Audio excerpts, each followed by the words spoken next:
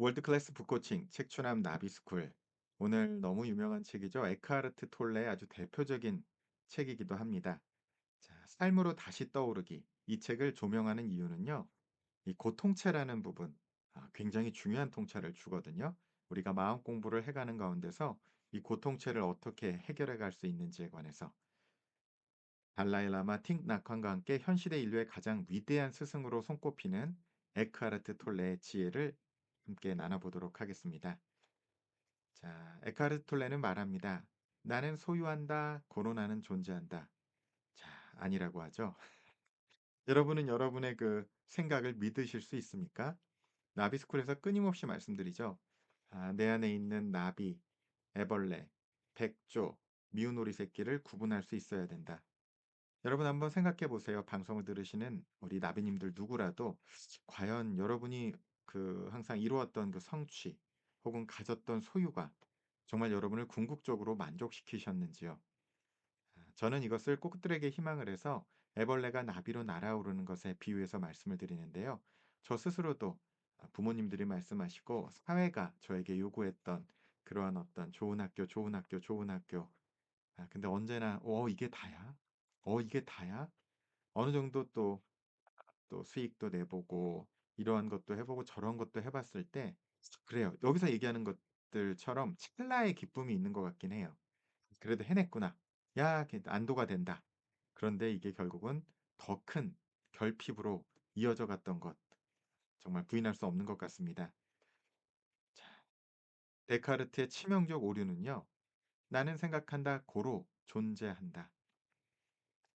자, 이거는 에고의 마음, 순수자각 이렇게 얘기하지만 항상 얘기 드린 애벌레의 마음, 그다음에 뭐 백조의 마음, 미운 오리 새끼의 마음, 백조의 마음, 뭐 나비의 마음 좀 헷갈리네요. 네. 언제나 같은 얘기죠. 이 에고의 마음은 언제나 형상에 집착하고 과거와 미래를 맴돌고 끊임없이 판단하고 정말 지겹더라고요, 에고 게임. 그런데도 쉽게 빠져나올 수 없는 게임인 것만도 또 사실이죠. 거기에 비해서 이게 텅 빈 공간이나 지금 이 순간의 머문 그리고 고요히 관찰함 이런 것들의 큰 차이가 언제나 있죠. 그래서 이 마음을 먼저 내 마음이 어디 쪽에 있는지 어느 게 진짜 마음인지 그래서 만약에 데카르트식으로 내 생각을 믿는 순간 그것이 에고의 함정에 빠질 수도 있다는 것. 이것이 굉장히 중요하다라고 생각이 드는데요. 그중에서도 에카르트 톨레의 굉장히 아주 중요한 이 고통체라는 개념이 있습니다. 당신 안에 분노와 불행을 먹고 자라는 감정적 에너지, 이 고통체라고 얘기하는데요. 책 구절을 조금 살펴보면요. 과거의 감정들을 지속시키는 인간의 마음의 습성 때문에 거의 모든 사람들이 자신의 에너지 장안에 지난날의 감정적 고통들의 집, 집적체를 지니고 다닌다. 그 집적체가 내가 고통체, 동양의 용어로는 업장이라고 번역할 수 있는 것이라고 부르는 것이다. 업장, 고통체. 네, 용어만 다르죠. 하지만 우리가 이미 가지고 있는 그 고통체에 또 다른 고통을 덧보태는 것을 중단할 수 있다. 우리의 날개를 털어버림으로써 그것이 가능하다. 형이상학적으로 말하면 그 일이 어제 일어났든지 30년 전에 일어났든지 정신적으로 과거에 머무는 것을 중단함으로써 과거의 감정을 지속시키는 습관을 멈추는 법을 배울 수 있다. 마음속으로 영화를 만드는 일에 사로잡혀 상황이나 사건들이 마음속에 계속 살아있게 하는 것이 아니라 시간을 초월한 새로운 현재 순간들 속으로 계속해서 주의력이 되돌아오도록 하는 법을 배울 수 있다. 과거에 일어난 일들 중 어떤 것도 당신이 지금 이 순간에 존재하는 것을 가로막을 수 없다. 만일 과거가 당신의 현존을 막을 수 없다면 그 어떤 힘이 그렇게 할 수 있겠는가? 자, 그래서 이 고통체의 먹잇감은요. 타인에 대한 비난, 과거의 상처와 반추, 분노의 폭발 이런 것들이 이 고통체의 먹잇감인 거죠. 주파수는 당연히 낮고 무거운 진동이죠. 이 낮고 무거운 진동은 질병, 두려움, 우울증을 유발하기 마련이고요. 그래서 목적은요. 당신의 무의식을 장악하여 불행의 드라마를 무한 연장하는 것. 네, 슬픈 일이지만 네. 이 우리가 언제나 이 에고 게임에 먹혀서 살죠. 자, 제가 또 소개해 드렸던 다스칼로스 지중해 다스칼로스는 이것을 제가 얼마 전에 바로 소개해 드렸는데요. 염체, 분노, 증오, 강한 자존심, 이기주의는 그 자체가 하나의 거대한 복합 염체입니다. 이제 투시 능력자들의 눈에 누군가에 향한 악한 생각은 어두운 녹색을 띠고 썩은 냄새를 풍기는 뱀의 형상으로 미간과 가슴에서 쏟아져 나오는 것으로 보입니다. 이렇게 얘기를 하죠. 문화권에 따라서 이건 다릅니다. 뱀이 긍정적으로 여겨지는 문화권에서는 그렇지 않겠죠. 아니면 코요테가 부정적으로 여겨지는 문화권에선 그런 형태를 띠고 그 문화권에 따라서 이런 형태를 띈다고 얘기하는데요. 다 같은 개념으로 연결되는 내용들이 아닌가 싶습니다. 자, 불평불만이 당신에게 주는 알량한 우월감의 정체에 대해서도 에크하르트 톨레는 이야기합니다.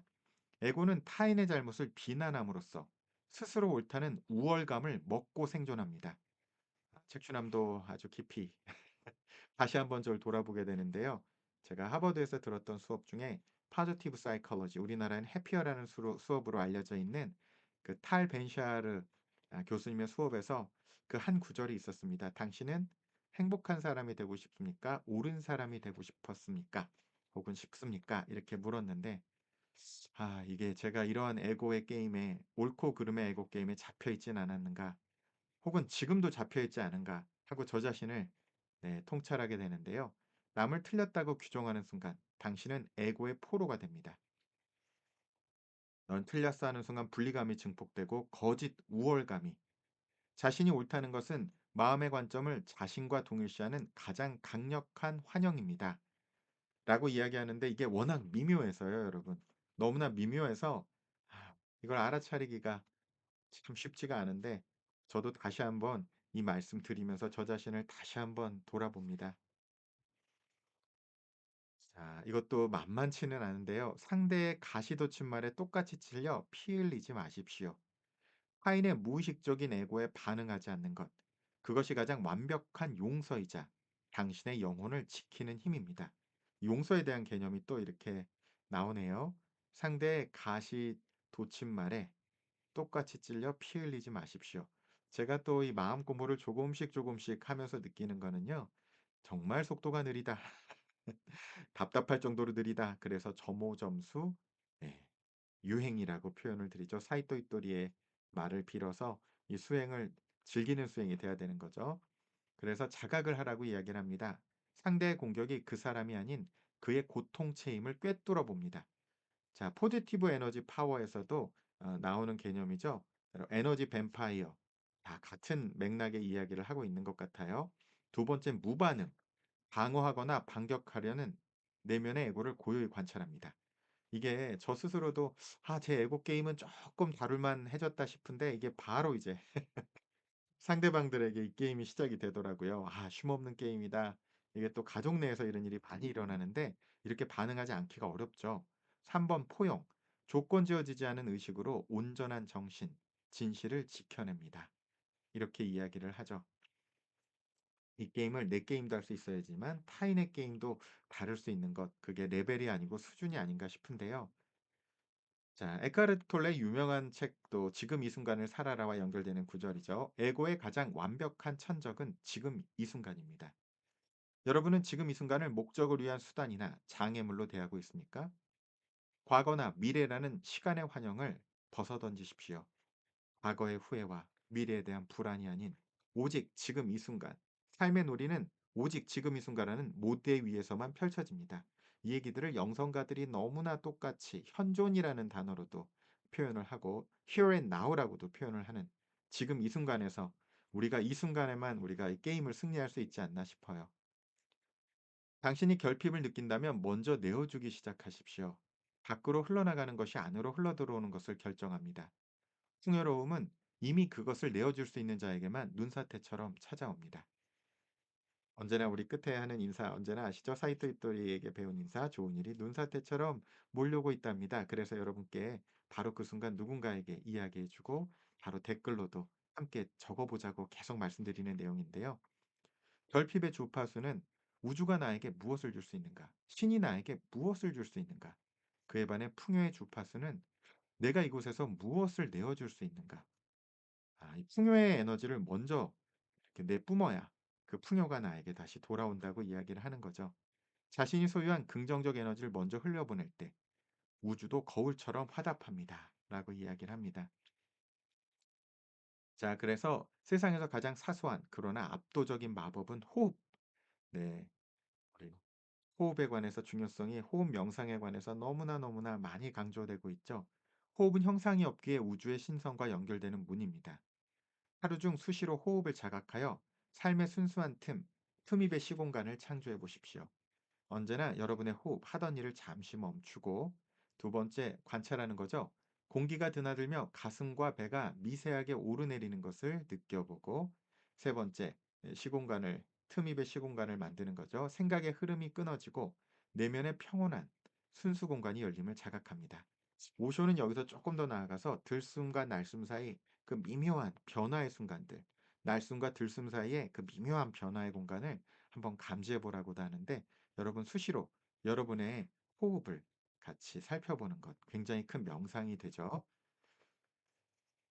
우리가 모든 것이 가득 차 있다고 생각하는 것. 하지만 양자역학이 밝힌 것으로 보면 99.9999% 원자가 다 비어 있는 상태라고 하잖아요. 하지만 그 텅 빈 공간은 결코 비어 있는 것이 아니라 만물이 탄생하는 무한한 충만함으로 가득 차 있다고 하죠. 그러니까 우리는 외부의 형상과 나를 동일시하는 것을 멈추고 내면의 생명 에너지와 접속하십시오. 혹은 제로 포인트 필드와 연결하십시오. 뭐 이 얘기 생명책과 연결하십시오. 여러분 신의 마음과 연결하십시오. 다 같은 맥락의 이야기인데 이게 이슈가 수시로 있게 되는 게 문제죠. 그러니까 어떻게든 우리가 시스템을 만들어 가지고 그 시스템 속에서 가랑비에 옷 젖듯이 우리가 우리 자신을 계속 젖어들게 하는 게 좋은 것 같은데요. 고통의 불꽃은 어떻게 의식의 빛으로 타오르는가? 나는 고통받지 않아야 한다는 에고의 저항을 멈추십시오. 고통을 온전히 수용할 때 그것은 에고를 불태우고 의식을 진화시키는 신성한 불꽃이 됩니다라고 말합니다. 고통, 그러니까 통감각이 왔을 때 저항하면은 더 큰 고통체가 되거나 더 큰 고통이 되죠. 여러분 통감각과 이 또 고통과는 또 다르거든요. 이 부분에 관해서 사이토 이토리가 또 카르마를 정화할 때 그 얘기를 같이 하죠. 어떤 힘든 일이 벌어질 때 그것이 내 과거의 카르마를 이게 소멸시키는 것이다. 근데 거기에 저항하게 되면 더 큰 카르마적 업보로 다가온다. 그 얘기하고도 일목상통하는 얘기라고 보이죠. 이게 고통에 대한 통증에 관한 연금술인 거죠. 고통을 온전히 수용하면 이것이 오히려 의식을 진화시켜 나간다고 말합니다. 저항하지 마십시오. 깨어있는 의식으로 고통을 관찰할 때 어둠은 빛으로 연금술적 변환을 이룹니다. 자, 저 도기는요. 일본의 어떤 예술적 방식이라고 하는데요. 다 깨진 것들을 금으로 금색깔로 이렇게 다 이어 붙여서 그것이 더 아름다운 예술이 된다라고 이야기를 하는데 참 우리에게 의미 있는 상징이 아닌가 싶습니다. 당신은 삶을 살고 있습니까? 삶이 당신을 살고 있습니까? 삶은 춤추는 자이고 당신은 그 춤 자체입니다. 지금 이 순간과 온전히 화해할 때 우주의 지성이 당신의 행동을 이끌기 시작합니다. 자, 유의, 여러분, 무의, 에고, 이제 우리 그 장자, 노자에 많이 나오죠. 자, 유의, 목적 달성을 위해 억지로 애쓰고 투쟁함. 이게 에고의 버둥버둥, 아둥바둥거림이죠. 이게 나오는 게 또 미운 오리 새끼가 아둥바둥거린다고 얘기 드리는 거죠. 무의, 그냥 백조가 쭉 무리를 그냥 이렇게 미끄러져 가듯 에고의 저항 없이 우주의 흐름에 온전히 내맡긴다. 우주 리듬을 타라. 이런 책 제목도 있잖아요. 그래서 당신이 삶과 하나가 될 때 창조적 지성이 당신을 통해 스스로를 표현합니다라고 이야기를 합니다. 여러분, 웨인 다이어의 인스피레이션도 정확하게 이 얘기죠. 우주 리듬을 타라. 모두 다 이 얘기죠. 바라는 대로 이루어진다. 다 같은 얘기들을 계속 여러분 그 유의와 무의를 우리가 구별할 줄 아는 거 굉장히 중요하겠죠?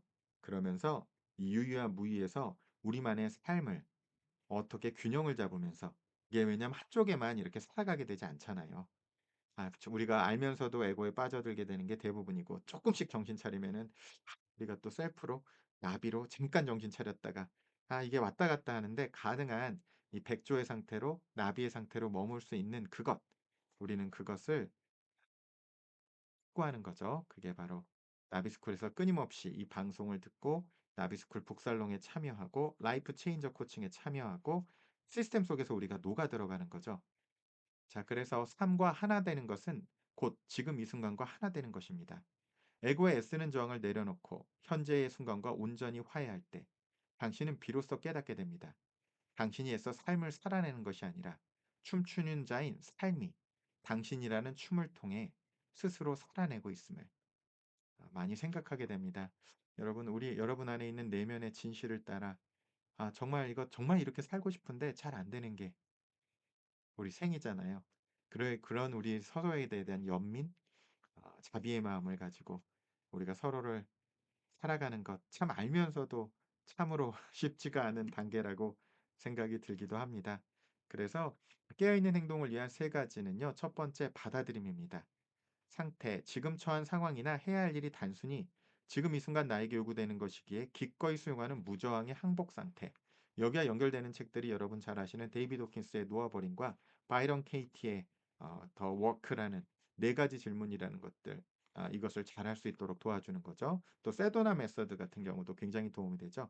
결과는 외부 상황에 대한 심리적 저항과 에고의 잦은 마찰이 소멸하며 고요한 평화가 행위의 단단한 기반이 돼줄 수 있는 받아들임이고요. 두 번째 즐거움. 사이토 이토리가 언제나 "즐겁게 살아라. 목숨 걸고 즐겁게 살아라." 이렇게 얘기를 하죠. 받아들임에 온전한 현존이 더해질 때 일어나는 연금술적 변화로 행위 자체가 목적이 되어서요.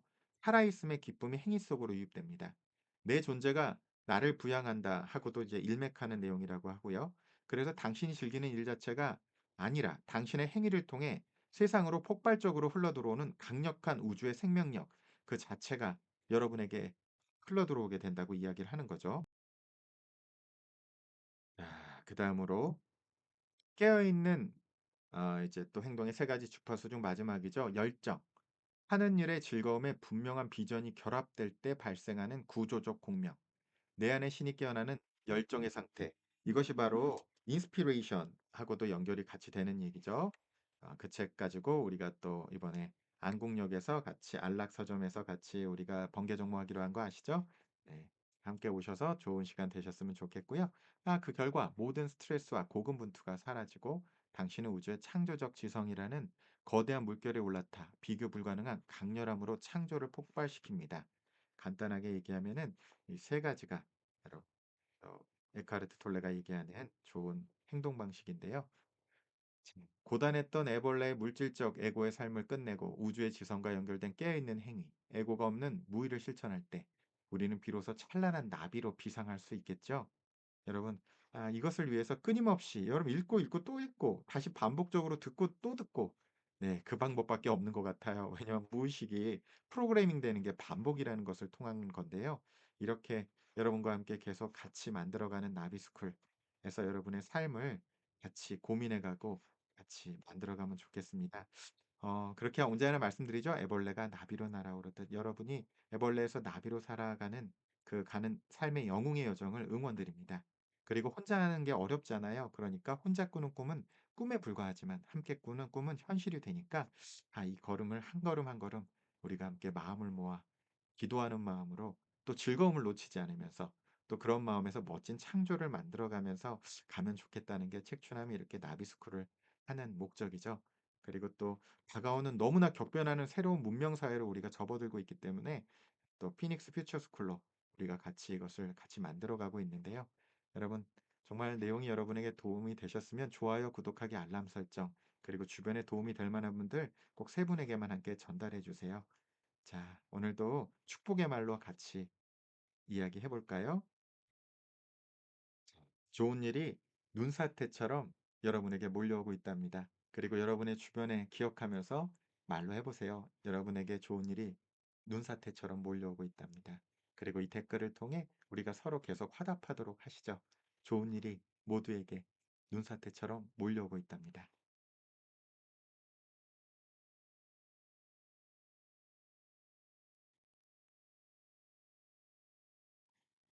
오늘도 멋진 하루 되세요.